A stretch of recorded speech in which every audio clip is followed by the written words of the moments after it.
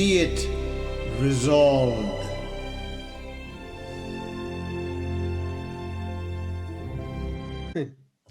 Hello, everyone, and welcome to Be It Resolved, your weekly debate podcast.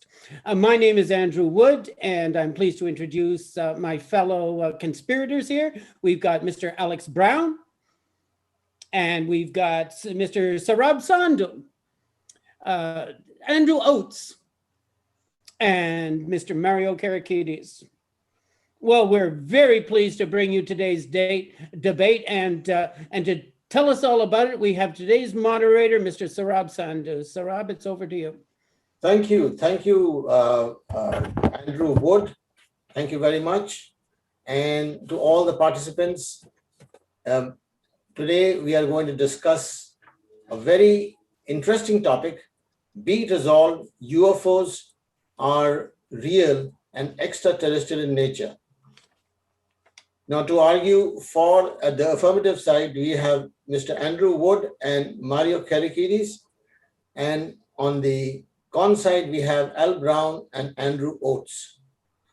To start off the proceedings, we would like Mario Karakidis from the affirmative side, who has 2 minutes to speak his bit. Thank you. Well, thank you very much, Mr. Moderator. They say that a skeptic's mind is like a hermetically sealed coffin. Nothing goes in, nothing comes out. I hope during this particular argument that our opponents are not going to be hermetically sealed and they allow some information to come through. Because what we are going to present during our time here is credible evidence of witnesses that have absolute credibility about seeing UFOs and actually talking about their experiences. These are astronauts, such as Gordon Cooper, who saw a flying disc actually land on Edwards Air Force Base dry bed. We're talking about Story Musgrave, the Hubble Space Telescope repair astronaut. We're talking about Edgar Mitchell, Apollo 14 astronaut who saw a UFO in space. Buzz Aldrin, who claimed at Apollo 11 that they were actually tracked by a flying object all the way to the moon. We're going to be talking about military people who are whistleblowers, who came out basically Jesse Marcel, who is part of the Roswell incident, the Army intelligence officer who handled the crashed flying disc in 1947. And in his deathbed confession in 1984 claimed categorically that they were of alien origin. We're going to be talking about Alex Dietrich, the Tic Tac pilot from the Nimitz, who actually saw that Tic Tac UFO that we're seeing nowadays on our images, and claimed specifically that that does aerodynamic flight characteristics that are absolutely impossible for any human object to be able to be done, even if that is some kind of a secret military weapon. We don't have the technology that we know so far that we can do something like that. We're going to be talking about Defense Minister Paul Hillier, who at 91 gave a deathbed instruction to people to release information about UFOs. He believes, and he is the Canadian defense minister. We're going to be talking about Nick Pope, the British Minister of Defense, the Fox Mulder from the British Ministry of Defense. Thank you, Mr. Karakidis. 2 minutes are up. Now, can we have the affirmative side, the first one, the con side? Con side. Yes, thank you, Mr. Moderator. Interesting that Mario mentioned the closed minds of skeptics. I've found that the true believers have quite closed minds sometimes also. Nobody is arguing, however, that there aren't things in the world that are unexplained. However, throughout history, we've seen that humans have a nature of explaining things in terms that they can understand and that human society can deal with. So when we see things we don't understand, when we saw them 2,000 years ago, we put them down to gods and angels and demons. In the 20th century, they put them down to airplanes. And then we had space flight and we put them down to space travel. There are lots of questions about what these phenomena are, but there's absolutely no evidence that they're linked in any way to extraterrestrials visiting the Earth. What else travels very fast? Flashes of light, reflections on cockpit heads-up displays, all kinds of things which haven't been fully investigated. You're assuming that somehow space aliens have arrived here in a way that they're never detected by astronomers on their way here, even though we see comets coming years in advance. They're going so fast, but they don't seem to have a problem with the sound barrier or creating sonic booms or anything like that. So their technology must be very, very advanced indeed. And there's no evidence at all that such intelligence exists in the universe. Thank you. Thank you very much, Andrew. Can we have Mr. Andrew Wood now come up with his 2 minutes of this? Well, thank you very much, Sir Rob. Now, we don't need to argue, of course, that UFOs are real because that is well established, and there are an innumerable phenomena in the sky that are unexplained. But the evidence is in, we have to take it one step further. The evidence is in that these must be extraterrestrial in origin. Simply the things that the Navy pilots have observed are just physically impossible for human aircraft.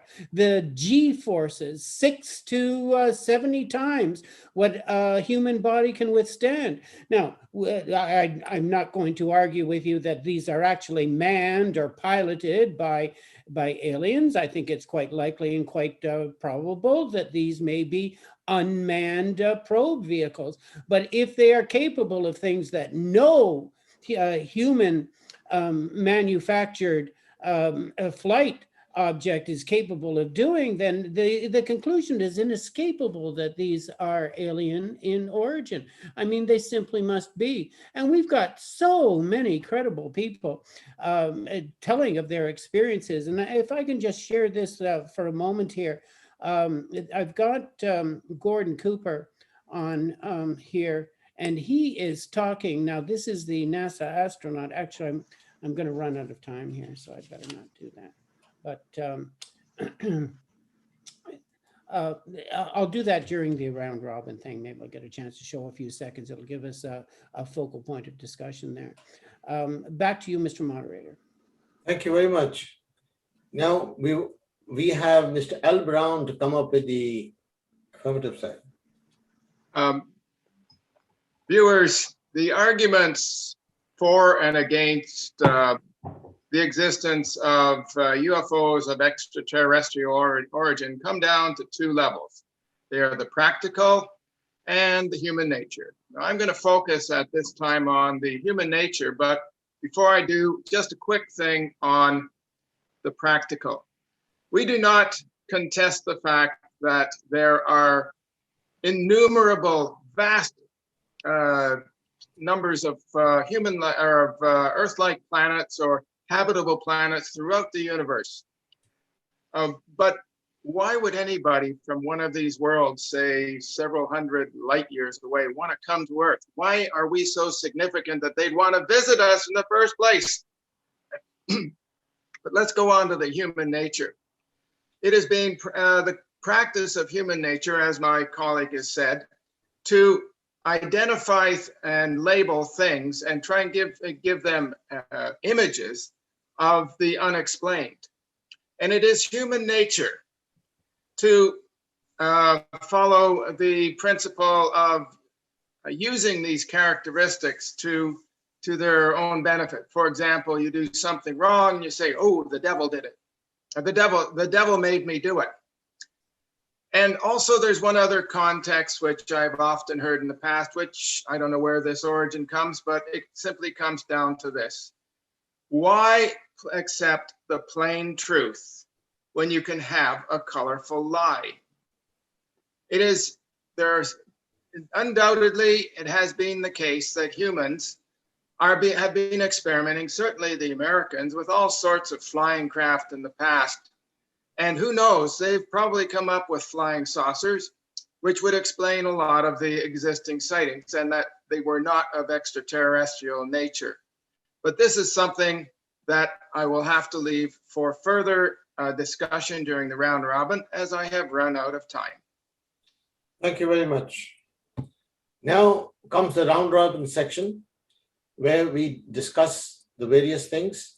Now I want to put something here which I saw in the Bible, in the Ezekiel, when he is describing something shining, breaking through the clouds and coming down in dust and settling down, and 4 beasts came out. They looked like beasts, they had helmets and like horns. What was he trying to explain? Was that something he was describing alien craft or alien visitation? We don't know. What do you say, Mario, about that? Well, Ezekiel was describing, obviously I wasn't there to know what he was describing, but it definitely sounds like it was something that he could not explain. It's very difficult to sit and analyze what ancient texts show. There is evidence in in paintings, I should say, that do show alien type craft in the sky and people actually observing it. But we have to look at what is going now in the modern era. And as you heard from our opponents, they actually sat there and they claimed the old cop-out, which is, why would anybody want to come? They're all, phenomenon that are reflections and blah, blah, blah, blah, blah. We just cited credible people, credible observers, Air Force people, people from government that actually have worked with these things. And I'm about to bring up another person, Bob Lazar. Bob Lazar, who in 1989 claimed that there was an element of 115 when a periodic element had 108 at that point on the element table, that could actually warp space, that it was reverse engineered from a craft at S4 and alien at Area 51. Now, they may smirk at that, but Bob Lazar recently has been proven correct. Here is a report from the Toronto Star, because you see, element 115 was discovered in 2003 as not discovered, but actually manufactured. This is proof that there is people that have actually been involved in this that can actually prove that there is that they have been involved in this. So let's stop playing games and trying to put the little kook helmets on people and start looking at the real evidence that people are presenting. Just because you don't have a smoking gun doesn't mean that somebody didn't witness a murder. Okay, well, you know what, Mario, this is the time when I should really be putting my video. Put it out there. Put it out there. Let's hear from Gordon Cooper themselves. Yeah. Gentlemen, just because somebody has come up, Here, hold on. just because somebody has come up with this stuff doesn't necessarily mean that it's of extraterrestrial It claims origin. it is. I've read a little bit about the elementals, and they've been doing work on trying to create new elements much heavier than what are existing in nature for generations. And some of these elements are really exotic. They last for maybe a nanosecond. But just because that maybe they found it in an alien spacecraft, maybe so he's not. admitting that. But I do know that. You're admitting that. But the thing is that there's no proof that they have other than what somebody has there is said. actual proof. I would like. Let me to get see- my clip up there. I've tried to do it twice. No, let's forget the clip, Andrew. We don't. No, let him play the clip. Let him play the clip. Yeah, let him play the clip. Okay. As they were sitting there filming, a little saucer came from, I say little saucer, it was a saucer, came flying over their heads, put down 3 little landing gear and landed right on dry lake. And they picked up their cameras and started over toward filming as they went. And when they got in fairly close to it, it lifted up, put the gear back in the wheel well, tipped up, took off at a great rate of speed. There we are. I mean, look, this is absolutely credible person. This is Gordon Cooper, the astronaut, speaking from personal experience. Science doesn't progress by anecdotes, though, and lots of people would give you personal experience about having spoken with Jesus and walked with Jesus and so on. I take that kind of thing with a certain skepticism. I understand why they're saying it, what they think they did, but I also understand what I think. Now, we talked about how huge the universe is and how many other planets there are, but nobody has ever demonstrated that there's more intelligent life out there than on Earth. Nobody has even proven that intelligence is a benefit for long-term survival. The universe is 20 billion years old, give or take. Why are these aliens only coming to Earth within human history? And suddenly we're seeing them all over the place. I find that very hard to, just from a probability and statistical standpoint, to fathom. Why are we going to Mars? Why did we go to the moon? Why are we looking and sending probes out into outer space? It is because it is part of our nature to explore new areas, new worlds. The universe, according to scientists, is around 14.9 billion years old. And there is absolute human arrogance that we believe that we are the only species out there in a vast universe full of millions and billions of galaxies. The fact is this, that string theory and actually part of the equation that we're starting to understand from quantum physics is that space and space-time can be bent and warped. What Bob Lazar said, that element 115 has the capability of warping space and actually having the spaceship fly faster than faster than the speed of light, because it actually warps space and brings the ship there. That is proven, by the way, science that has come out, that you can actually do that. We can't manufacture it, but theoretically. So you're arguing that there's an intelligence out there that, because we've only been intelligent for a few thousand years, they have somehow gone to every one of those billions of planets in the universe to look for intelligence, and they chose Earth somehow? Well, it's not necessary to speculate that way. I don't think. No, it's not speculation. It's just looking at the numbers that we're talking about. Yeah. What We're happens using the if number- tomorrow? We're talking about the number of planets to justify that there must be some intelligent life out there. Well, how would they know to come to Earth? Gentlemen, one thing that I should like to mention here, there have been perhaps for the last 100 years, or maybe even more, dozens and dozens of, maybe even hundreds of reports of UFOs yearly. But they never seem to get beyond a certain level of credibility. We have some people who claim to have seen one of these things. And there is word that might be an alien spacecraft have crashed in the middle of the Arizona desert, and the remnants of which are being stored in Area 31 or 51, whichever it is. And but we don't see them. We don't see any of this. It's all second, as far as I can see, it's all secondhand information. And today, one of the things that we can tell you that is being demonstrated, just as well as maybe this element 115, is that human memory can be corrupted. That we say we see things, but they're not necessarily there. And I wouldn't be surprised if a lot of the people that said they've seen these things were predisposed to see them. In other words, they wanted to see them because their minds were set to evaluate what they saw in a certain format.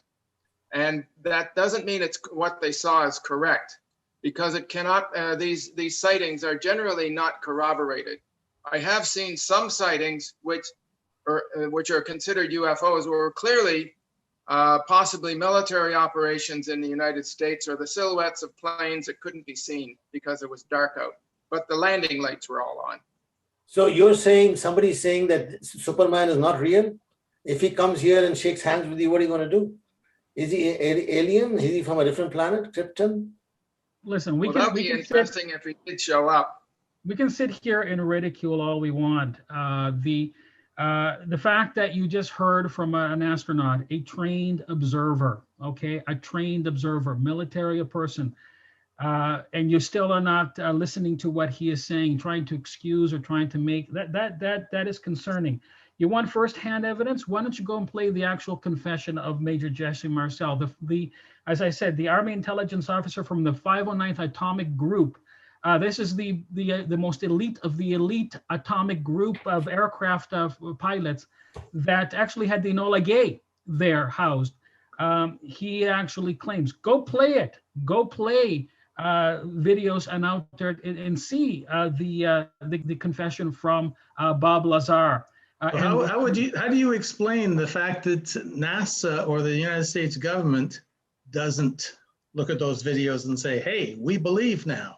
They don't do that. You have been seeing drip, drip, drip of the start of disclosure. The fact that you're hearing presidents now of the United States, like Barack Obama just last week, starting to come out to talk about it. The fact that they're talking about UFO technology as being something that they cannot explain. This is the drip, drip, drip that we're starting to see coming out. That's the crux of the argument. They cannot explain it. They don't want to explain it. They don't want to explain it because that's a long way from saying it's extraterrestrial. In 1951, 1947, actually, late 1947, there was a group called the Majestic 12 that was created by Harry S. Truman to investigate these things. One of the decrees that they said is that they're not going to disclose. They're going to try to keep it quiet because it could create issues for the population. It might create mass panic. They did see that when War of the Worlds was released as a radio show, people went bananas. So they basically wanted to make sure that it kept civil obedience going on. Folks, there's a lot of evidence out there that, even though you don't have the gun in your hand, it doesn't mean that it doesn't exist. You got to listen to some of the people that are actually saying this that have firsthand experience, not we're making lots of logical leaps here. Leaping from the fact that if you're told on the radio that the world is being invaded, then you couldn't handle hearing about intelligence on another planet. That's a big leap. But that was an invasion. That wasn't the fact of foreign intelligence coming to Earth. No, people panicked because they thought that aliens were actually invading, and he made it sound so real, that it actually people panicked. So the government felt that if it can happen 10 years earlier, it can happen if they actually made actual disclosure. So we also have a long history in human nature of inventing stories to hide military activities.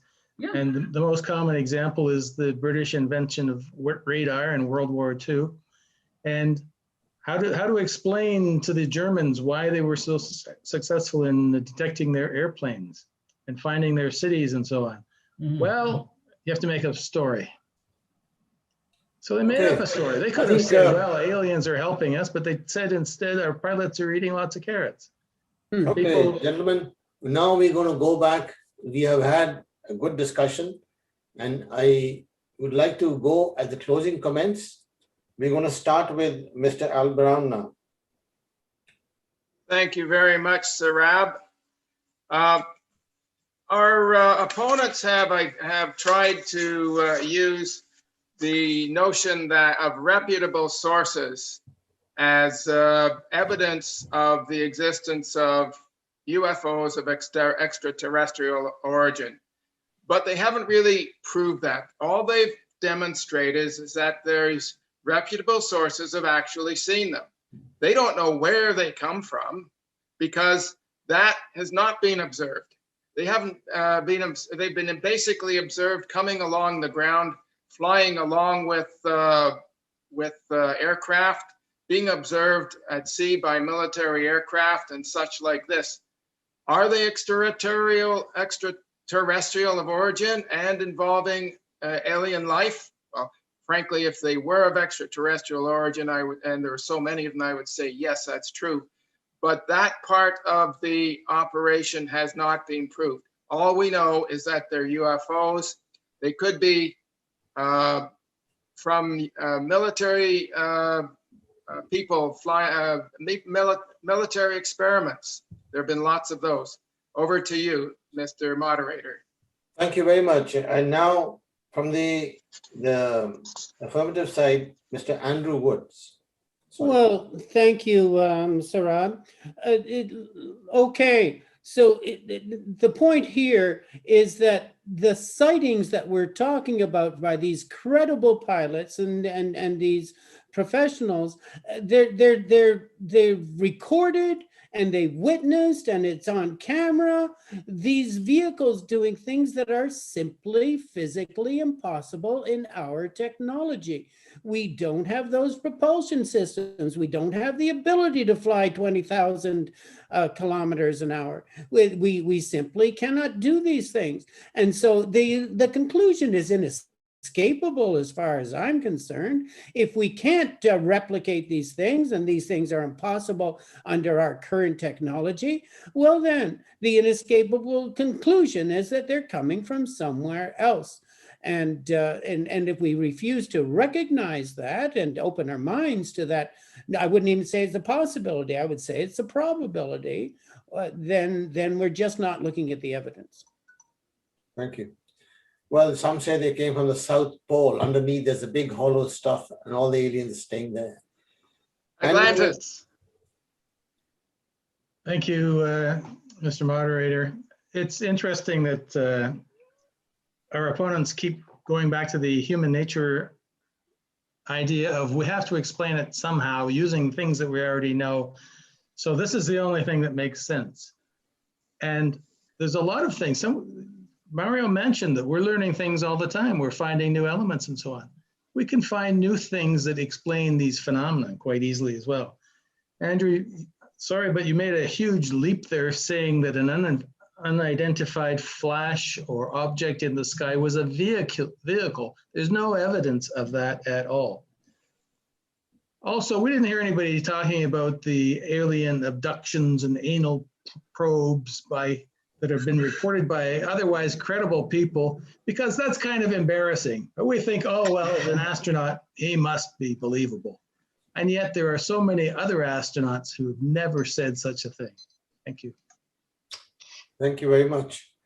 Minute.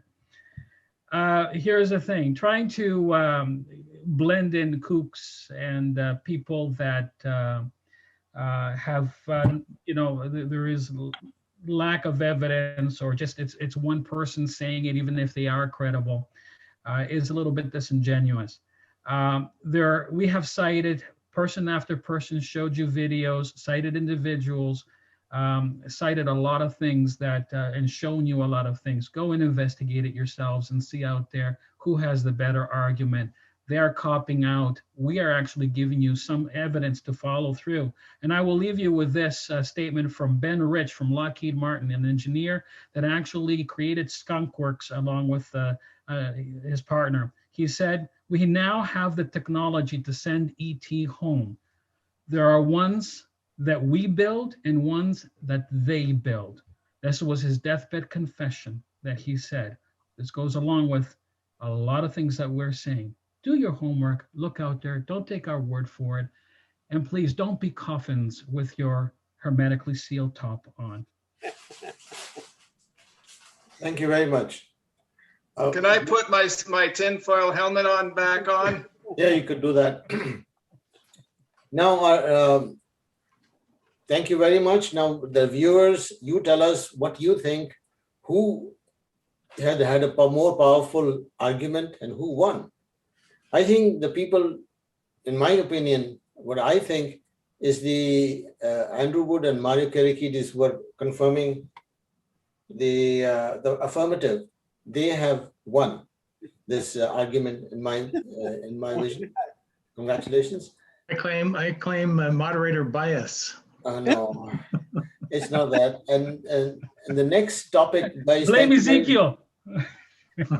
We need the next topic is going to be Andrew. What is the next topic? It's time to put microchips in all of our bodies. It's time to do it. We do it for our dogs and our cats. It's time for human beings to be microchipped up. Be it resolved that be done. Thank you very much. And once again, the opinions on this thing are our personal opinions. And with that, thank you very much for everybody listening in. Cheers and see you next week. Thank you very much. Bye-bye. Bye. Thank you for listening, and please subscribe so you do not miss another episode. Thank you.